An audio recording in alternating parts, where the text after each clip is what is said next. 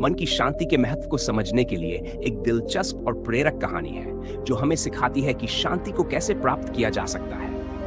ये कहानी एक गुरु और उनके शिष्य के बीच के अद्भुत संबंध को दर्शाती है, जिसमें गुरु ने अपने शिष्य को मन की शांति पाने का मार्ग दिखाया।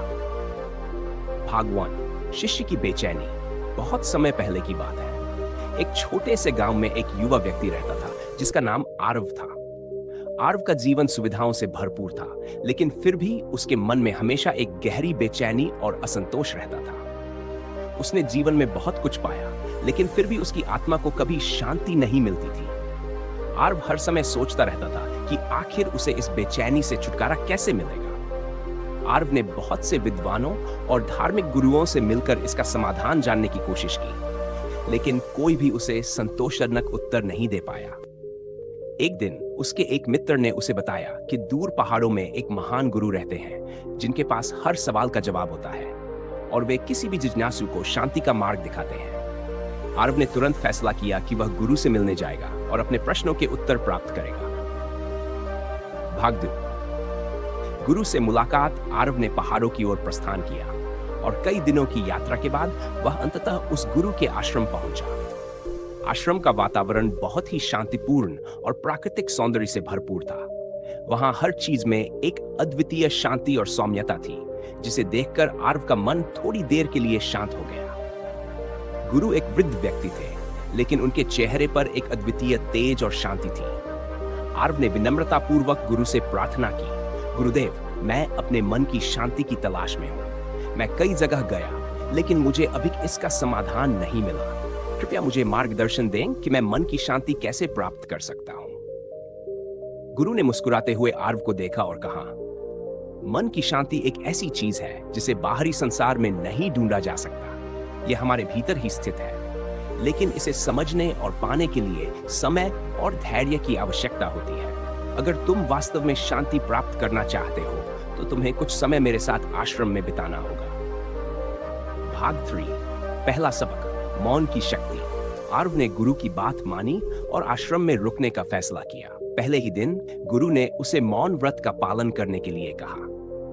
आरव को यह बहुत अजीब लगा, क्योंकि वह सोच रहा था कि बात करने से ही विचार स्पष्ट होते हैं और समाधान मिलते हैं। लेकिन गुरु ने कहा, मौन मन की गहराई में जाने का पहला कदम है। जब तुम मौन रहते हो तो तुम अपने विचारों को समझ सकते हो और उनमें से अनावश्यक शोर को हटाकर शुद्ध विचारों तक पहुंच सकते हो।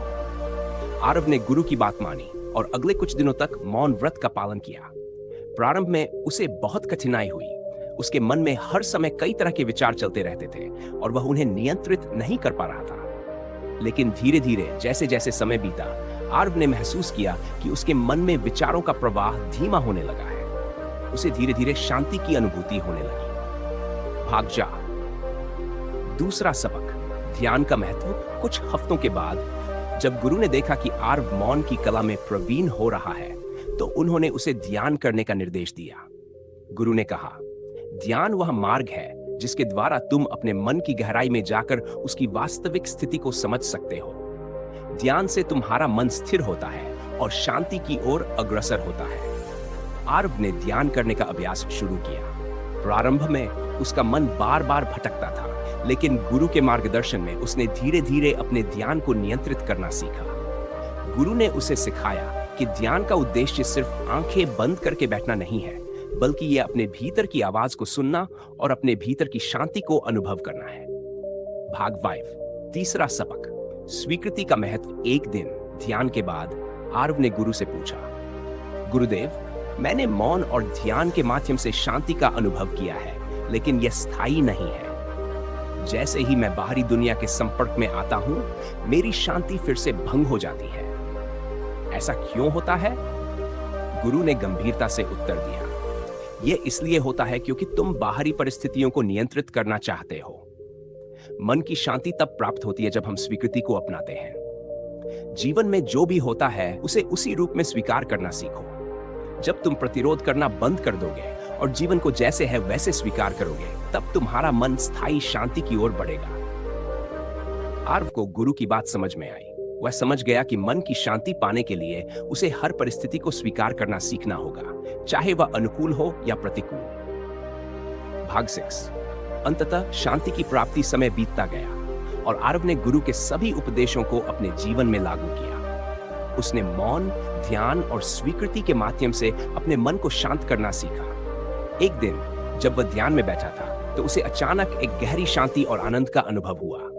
उसे ऐसा महसूस हुआ जैसे उसकी आत्मा ने मन की शांति प्राप्त कर ली है। उसने महसूस किया कि शांति बाहरी दुनिया में नहीं बल्कि हमारे भीतर ही है।